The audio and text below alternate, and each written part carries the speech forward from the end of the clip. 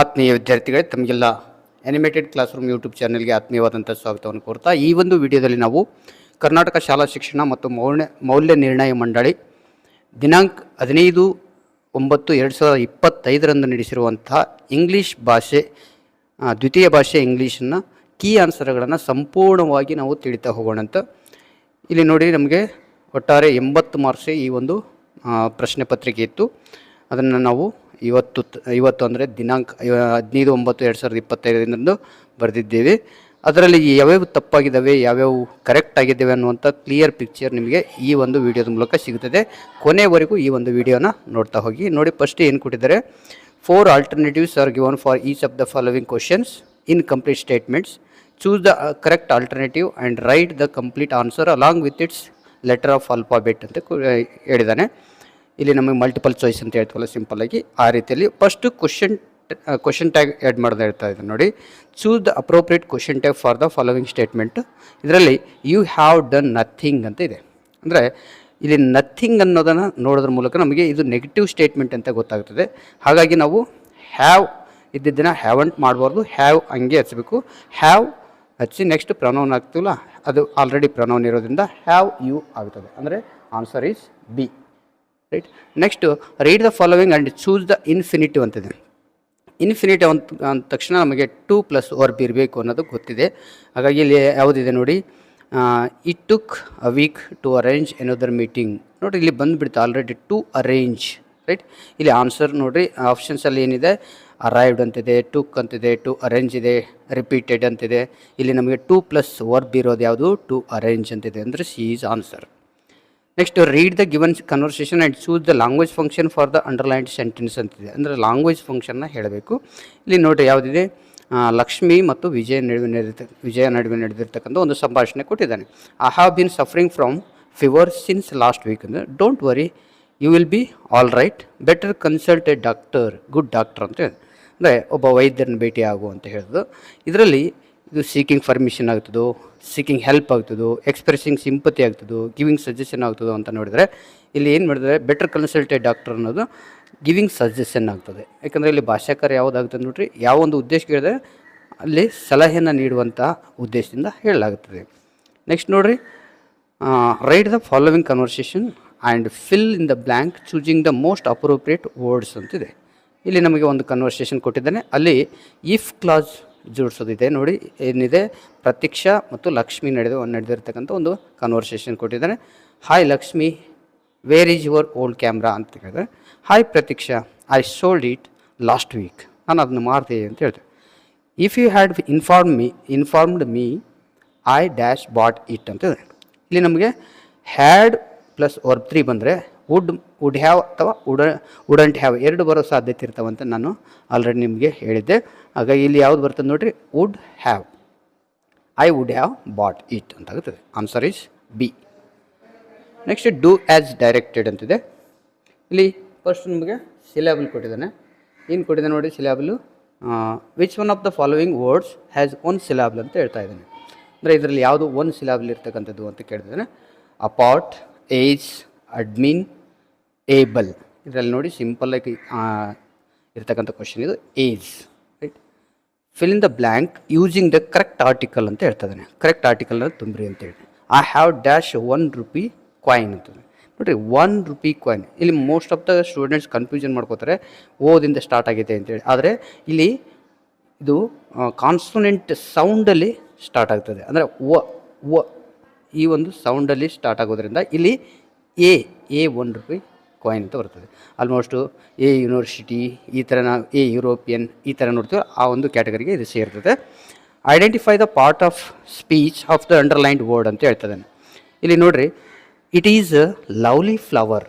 ನೋಡಿರಿ, lovely flower ಅಂತದೆ. Flower ಎಂಥ flower, lovely flower. ಅಂದರೆ ನೌನನ್ನು ಡಿಸ್ಕ್ರೈಬ್ ಮಾಡೋದ್ರಿಂದ ಇದು ಸಿಂಪಲ್ಲಾಗಿ ಲವ್ಲಿ ಏನಾಗ್ತದೆ, ಎಡ್ಜೆಕ್ಟಿವ್. ಆದರೆ ಮೋಸ್ಟ್ ಆಫ್ ದ ಸ್ಟೂಡೆಂಟ್ಸ್ ಏನು ಮಾಡ್ತಾರೆ, ಎಲ್ ವೈದಿಂದ ಎಂಡ್ ಆಗಿದೆ ಅಂತೇಳಿ ವರ್ಬ್ ಬರ್ತಾರೆ. ಆದರೆ ಇದು adjective. Right. Next, combine the sentences using so that ಅಂತ ಹೇಳ್ತದೆ. ಅಂದರೆ ಸೋ ದಟ್ಟನ್ನು ಆ್ಯಡ್ ಮಾಡಬೇಕು ಅಂತೇಳಿ. ಇಲ್ಲಿ Arman is very poor, he cannot pay his school fees ಅಂತಿದೆ. ಇಲ್ಲಿ ವೆರಿ ಇದ್ದಲ್ಲಿ ನಾವು ಸೋ ಹಚ್ಚಬೇಕು. ಅಂದರೆ ಅರ್ಮನ್ ಈಸ್ ಸೋ ಪುವರ್. ಈ ಫುಲ್ ಸ್ಟಾಪ್ ಏನಿದೆಯಲ್ಲ ಇದನ್ನು ತೆಗೆದು ದ್ಯಾಟ್ ಹಚ್ಚಬೇಕು. That he cannot pay his school fees ಅಂತ ಆಗ್ತದೆ. Next fill in the blank using the suitable linker ಅಂತಿದೆ. ನೋಡಿ ಇಲ್ಲಿ ಸ್ವಲ್ಪ ಡಿಫಿಕಲ್ಟ್ ಅಂತಕ್ಕಂಥದ್ದು ಈ ವಿದ್ಯಾರ್ಥಿಗಳಿಗೆ ಅನಿಸ್ಬೋದು, ಆದರೆ ತುಂಬಾ ಈಸಿ ಇದೆ. ನೋಡಿ ಏನಿದೆ, dash we practise well we won't win the trophy, unless we practise well we won't win the trophy ಅಂತ ಆಗ್ತದೆ. Next fill in the blank with appropriate preposition ಅಂತ ಹೇಳ್ತಾ ಇದ್ದಾನೆ. ನೋಡಿ ಇಲ್ಲಿ ಏನಿದೆ, can you write dash an ink pen nowadays. ಇಲ್ಲಿ simple ಆಗಿ ಇನ್ಸ್ಟ್ರೂಮೆಂಟ್ ಇರೋದ್ರಿಂದ with, can you write with an ink pen nowadays. Fill in the blank with the appropriate tense form of the verb given in brackets ಅಂತಿದೆ. ಇಲ್ಲಿ verb ಫಾರ್ಮನ್ನು ಕರೆಕ್ಟಾಗಿ ತುಂಬಬೇಕು ಅಂತ ಹೇಳ್ತಾ ಇದ್ದಾನೆ. Swami dash when his father came home, be plus verb sleep ಕೊಟ್ಟಿದ್ದಾನೆ.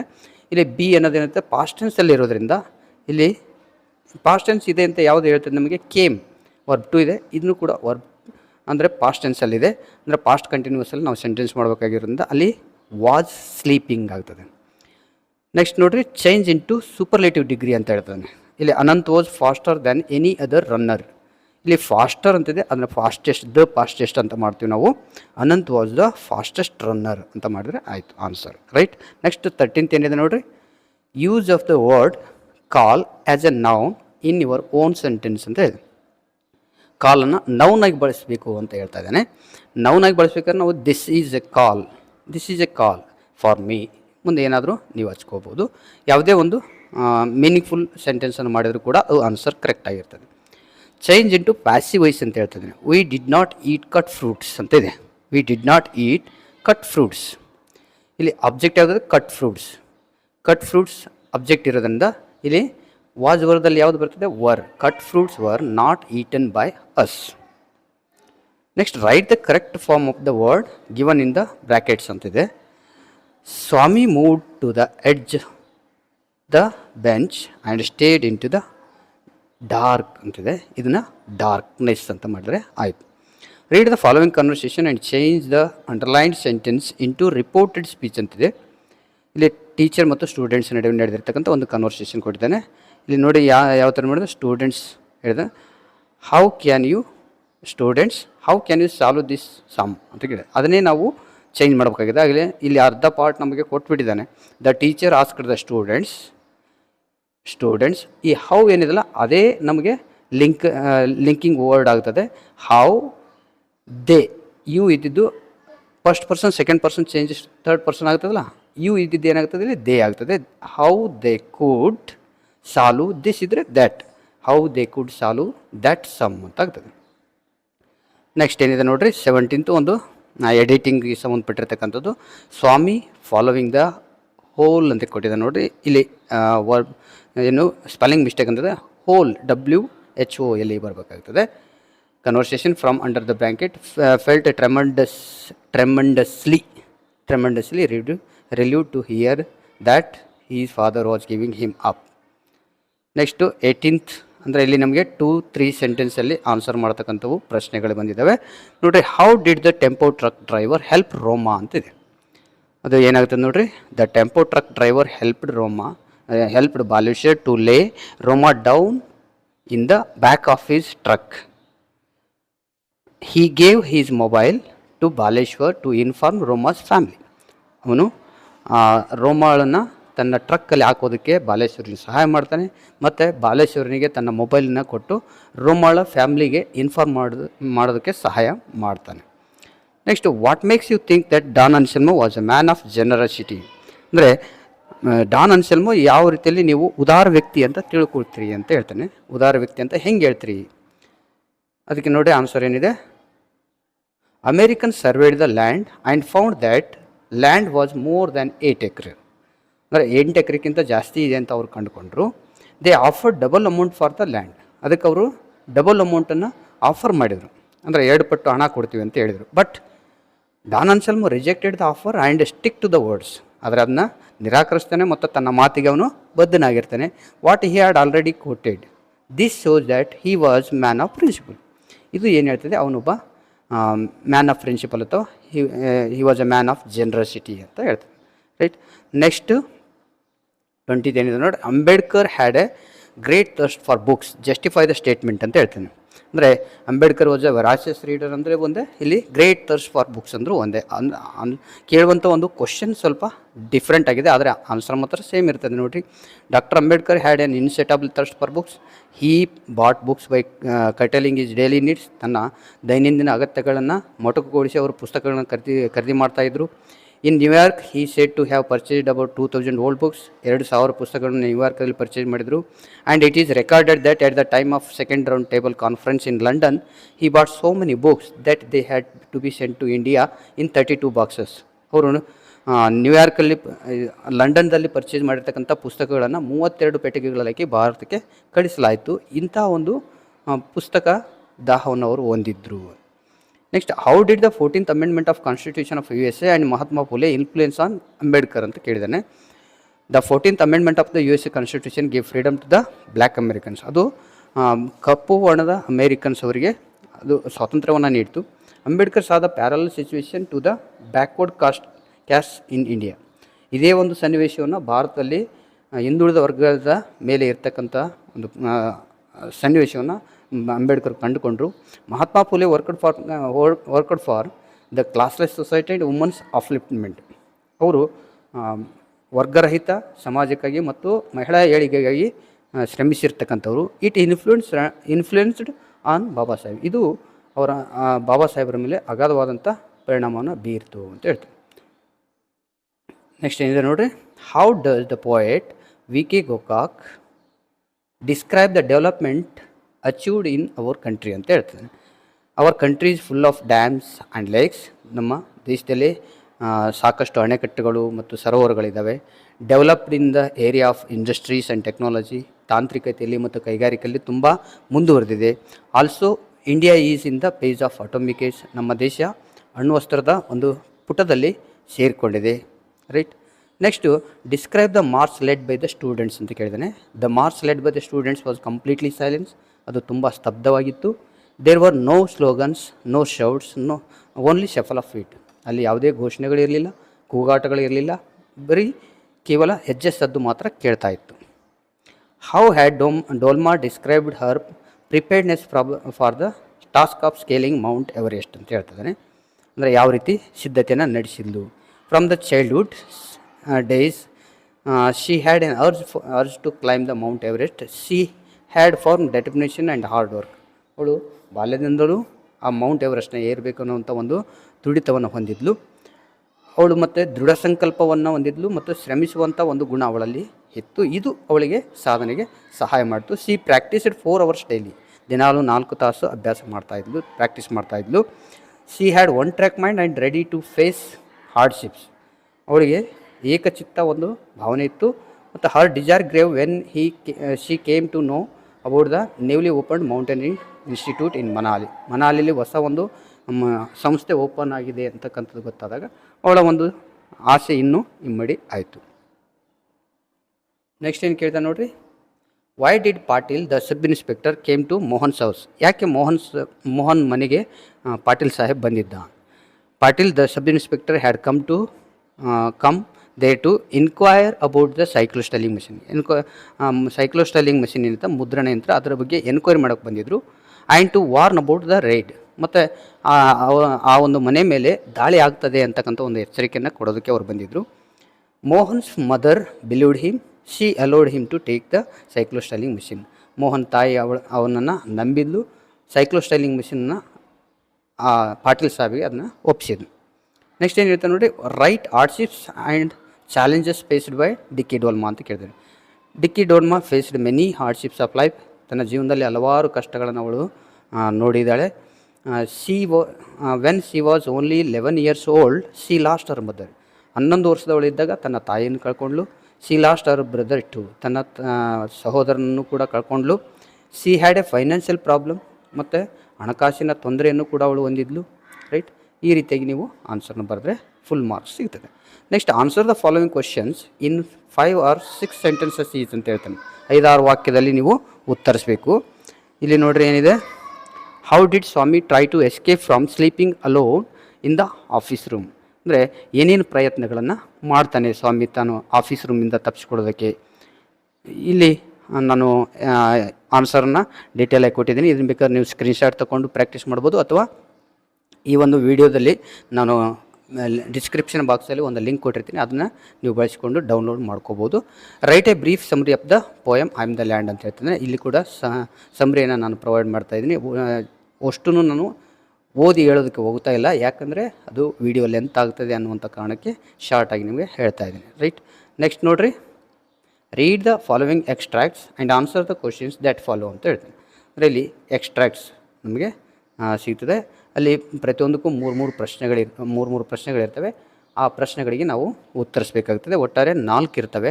ನೋಡಿ ಏನಿದೆ ಇಲ್ಲಿ, 4ರಲ್ಲಿ 3 ನಮಗೆ ಫ್ರೋಸ್ ಮೇಲೆ, ಒಂದು ಪೊಯೆಟ್ರಿ ಮೇಲೆ ಇರ್ತದೆ. He didn't have a wink of sleep all of last night ಅಂತ ಹೇಳ್ತಾನೆ. ಹೂ ಇಸ್ ದ ಸ್ಪೀಕರ್, ಇದನ್ನು ಯಾರು ಹೇಳಿದರು? ಅವನು ರಾತ್ರಿ ಒಂದಷ್ಟು ನಿದ್ದೆ ಮಾಡಿಲ್ಲ ಅಂತ ಯಾರು ಹೇಳಿದರು? Swami's mother.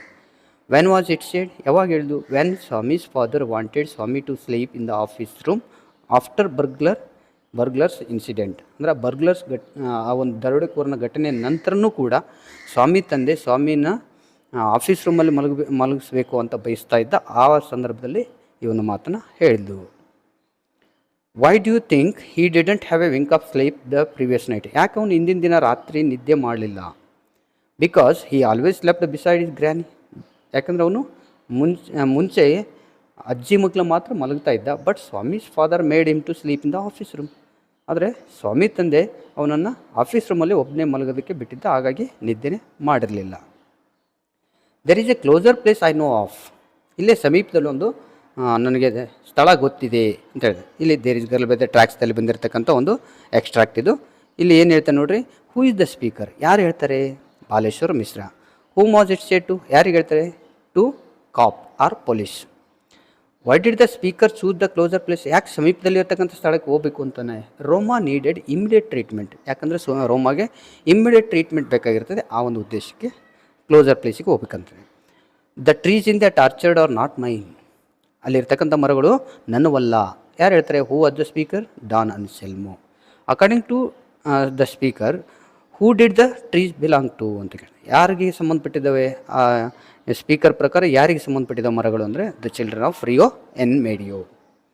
When did the speaker make this statement, ಯಾವಾಗ ಹೇಳ್ತಾನೆ ಈ ಸ್ಟೇಟ್ಮೆಂಟನ್ನು? When the story teller complaint about the disturbance of children to the sold land, ಆ ಮಾರಾಟವಾಗಿರ್ತಕ್ಕಂಥ ಭೂಮಿಯಲ್ಲಿ ಮಕ್ಕಳು ಬಂದು ಡಿಸ್ಟರ್ಬ್ ಮಾಡ್ತಾ ಇದ್ದಂತೆ ಕಂಪ್ಲೇಂಟ್ ಹೇಳಿದಾಗ ಈ ಒಂದು ಮಾತನ್ನು ಹೇಳ್ತಾನೆ. ನೆಕ್ಸ್ಟ್ 13 ಏನಿದೆ ನೋಡಿ, shall I sing of your rock cut temples epics in stone, who is the I here, ಯಾರು ಹೇಳ್ತಾರೆ ಈ ಮಾತನ್ನು? V K Gokak. Who is the speaker asking this question to, ಯಾರಿಗೆ ಪ್ರಶ್ನೆ ಕೇಳ್ತಾನೆ? Mother India. Why does the speaker call the temples epics in stone? Because the pictures of epics seen on the walls in many temples in India. ಹಲವಾರು ದೇವಾಲಯಗಳಲ್ಲಿ ನಾವು ಕಲ್ಲಿನಲ್ಲಿ ಮಹಾಭಾರತ ಮತ್ತು ರಾಮಾಯಣದ ದೃಶ್ಯಗಳನ್ನು ಕೆತ್ತಿರೋದನ್ನು ನೋಡ್ತಾ ಇದ್ದೀವಿ. ಅದಕ್ಕಾಗಿ ಎಪಿಕ್ಸ್ ಇನ್ ಸ್ಟೋನ್ ಅಂತೇಳಿ ಇಲ್ಲಿ ಕವಿ ಬಳಸ್ತಾನೆ. Next given below is a profile of R K Narayan, write a paragraph using the clues given below. ನೋಡಿ, ನಾನು ನಿನ್ನೆ ತಾನೇ ನಿಮಗೆ ಒಂದು ಪ್ರೊಫೈಲ್ ರೈಟಿಂಗಲ್ಲಿ ಒಂದು ವಿಡಿಯೋ ಮಾಡಿದ್ದೆ. ಆ ವಿಡಿಯೋದಲ್ಲಿ ಆರ್ ಕೆ ನಾರಾಯಣ್ದು ಒಂದು ಪ್ರೊಫೈಲ್ ಆಯ್ಕೆ ಮಾಡ್ಕೊಂಡಿದ್ದೆ. ಅದೇ ಆರ್ ಕೆ ನಾರಾಯಣದನ್ನ ಇಲ್ಲಿ ಪ್ರೊಫೈಲ್ ಕೇಳಿದ್ದಾನೆ. ನೋಡಿ, ಈ ಪ್ರೊಫೈಲ್ ಏನಿರ್ತಲ್ಲ ಒಂದು ಟ್ಯಾಬ್ಲೆಟ್ ಫಾರ್ಮಲ್ಲಿ ಇರ್ತದೆ. ನಾವು ಸಿಂಪಲಾಗಿ ಸೆಂಟೆನ್ಸ್ ಮಾಡ್ತಾ ಹೋಗಬೇಕಿರ್ತದೆ. ಇಲ್ಲಿ ನಾನು ಆನ್ಸರ್ ನಿಮಗೆ ಡೈರೆಕ್ಟಾಗಿ ಕೊಡ್ತಾ ಇದ್ದೀನಿ. ನೋಡಿ, this is a profile of Shri R K Narayan. He was born on 10th October 1906 in Madras. He graduated from the Maharaj College, Mysore. He was brought up by his grandmother in Madras. His father name was R.V. Krishnaswamy Iyer. He was well-known English novelist. His hobbies are music, long walk, passion for interest writing, interest in English literature. He wrote Malgudi Days, Tiger of Malgudi, The Guide, Swami and His Friends, The English Teacher, The Bachelor of Arts. Right, ಇಷ್ಟು ನೀವು profile ಬರೆದ್ರೆ 3 marks ನಿಮಗೆ ಸಿಗ್ತದೆ. Next develop A story using the clues below ಅಂತ ಹೇಳ್ತಿದ್ದಾನೆ. ಇಲ್ಲಿ ಒಂದು story ಕೊಟ್ಟಿದ್ದಾರೆ. ಕ್ಲೂಸ್ ಕೊಟ್ಟಿದ್ದಾರೆ. ಆ ಕ್ಲೂಸನ್ನು ಉಪಯೋಗಿಸ್ಕೊಂಡು ನಾವು ಸ್ಟೋರಿಯನ್ನು ಬಿಲ್ಡ್ ಮಾಡ್ತಾ ಹೋಗ್ಬೋದು. ಸಿಂಪಲಾಗಿ ನಾನು ಸ್ಟೋರಿನ ಇಲ್ಲಿ ನಿಮಗೆ ಕೊಟ್ಟಿದ್ದೀನಿ. ಅದನ್ನು ಬೇಕಾದ್ರೆ ಸ್ಕ್ರೀನ್ಶಾಟ್ ತಗೊಂಡು ನೀವು ಪ್ರಾಕ್ಟೀಸನ್ನು ಮಾಡಬಹುದು. ನೆಕ್ಸ್ಟ್ ಏನಿದೆ ನೋಡಿ, ಒಂದು ಪಿಕ್ಚರ್ ಕೊಟ್ಟಿದ್ದಾನೆ, ಅದ್ರ ಬಗ್ಗೆ ಡಿಸ್ಕ್ರಿಪ್ಷನ್ ಬರೀಬೇಕು ಅಂತ ಹೇಳ್ತಾ ಇದ್ದಾನೆ. ನೋಡಿ ಏನಿದೆ, ಒಂದು ವಿಲೇಜ್ ಪಿಕ್ಚರ್ ಇದೆ. ಆ ವಿಲೇಜ್ ಪಿಕ್ಚರ್ದು ಅದ್ರ ಕುರಿತಾಗಿ ಒಂದಿಷ್ಟು ಸೆಂಟೆನ್ಸನ್ನು ನೀವು ಮಾಡ್ಕೊತ ಹೋದ್ರೆ ಆಯ್ತು. ಫಸ್ಟ್ ನಾವು ಸೆಂಟೆನ್ಸ್ ಅಂತ ದಿಸ್ ಪಿಕ್ಚರ್ ಈಸ್ ಬ್ಯೂಟಿಫುಲ್.